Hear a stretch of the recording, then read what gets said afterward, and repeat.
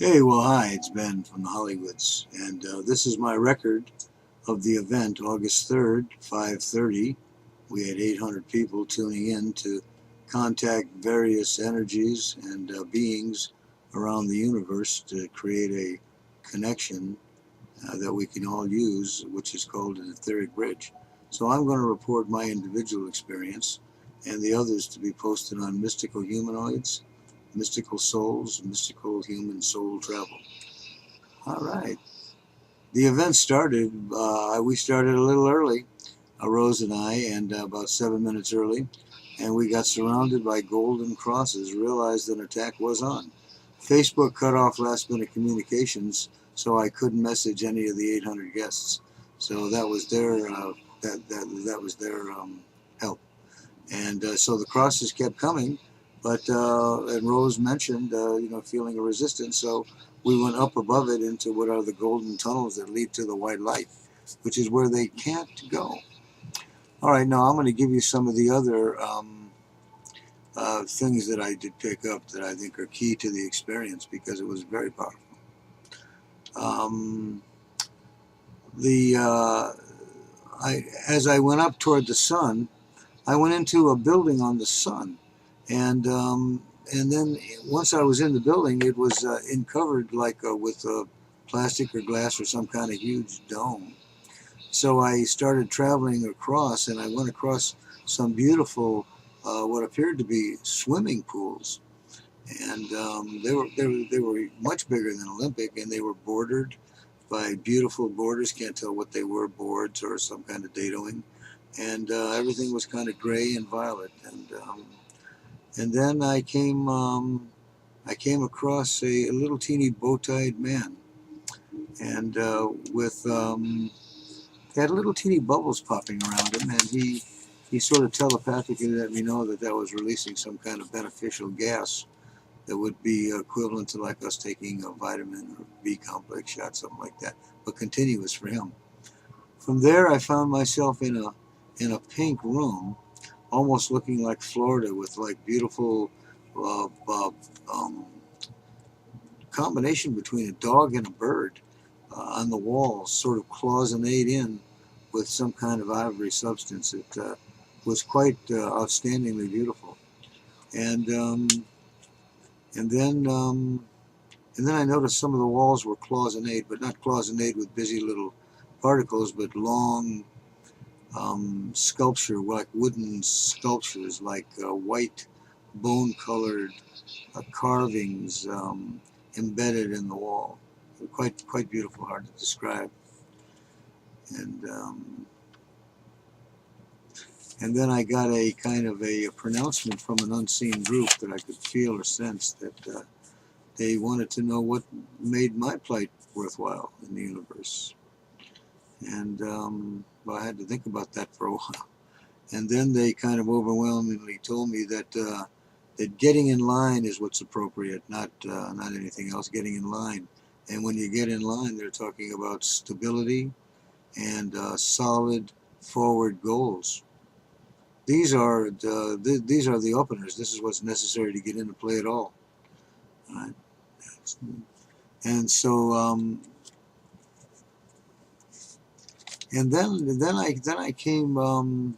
I felt the darkness approaching again, which I called the brown, and I went up into what would seem to be like the Hollywood Bowl, like a huge musical bowl with a shell as the backdrop for the acoustics, and but the shell was some kind of reality device that caused all things to melt and reform into something better.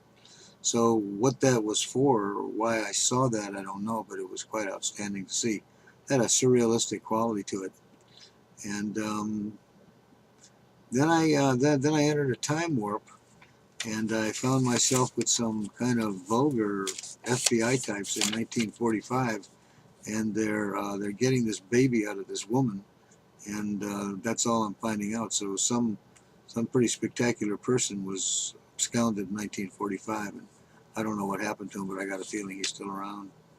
And it was kind of really brutal and black and white. It was done in like a black and white movie.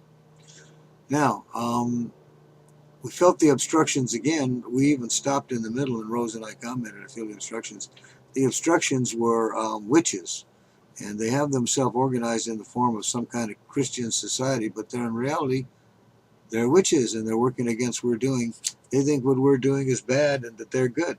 You must really feel sorry for them, because they see themselves as the good guys sneaking around like that, like little weasel rats or little lionfish in the ocean. They're terrible, but that's because of the lack of education and reincarnation in heaven. It's really a shame. All right, anyway, they're there, and we were able to get by them pretty easily. Next, now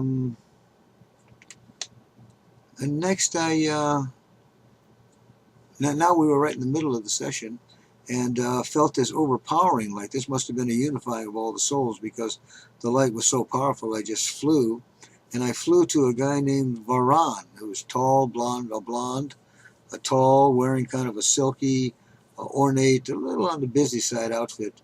And I didn't know whether it was Jaran that David Bottomley contacts, but I don't think so. I think his name was Varan, and he was very ornate, and he runs around the sun, and he was talking again about system stability. So these guys are throwing this term out, stability, and by stability, I think they're talking about what it is that we're doing.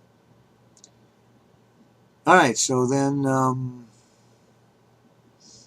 he's some suggestions, some things that needed to be done to break down the stability of our existing system, because it's up to us to topple it. We can only topple it by being organized, and we can only be organized by taking that system and analyzing it piece by piece, taking the systems down and substituting for better systems, not tearing down, taking down and substituting. So that's clearly the message. Contacted another guy out in the ethers in a grayish, bluish, Neptunian kind of vibe. His name was Philiton. He had a reptilian kind of a look, but not evil. It's kind of like a aquatic man or something. But he was very friendly, and he said he is a mind link, as is Duvall on Mars, as is the Catwoman on Venus, as is Jaran on Jupiter. These people are accessible if you simply allow them to come into your mind's eye. There are people who are telepathic where they are, with the same vibration as here. As you start to study reincarnation more, if you do, you can see the archetypes being born on all the various planets for the different kind of lessons they have to learn. All right, so the hook here on this planet is greed. We need to substitute greed with need. Greed with need. Has to be done collectively.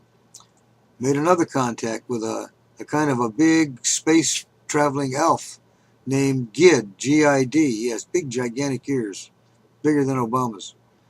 And he again is talking about the food. He says right away, you got to do something about the food, because the food is killing everyone. If the food is poison, it's killing you.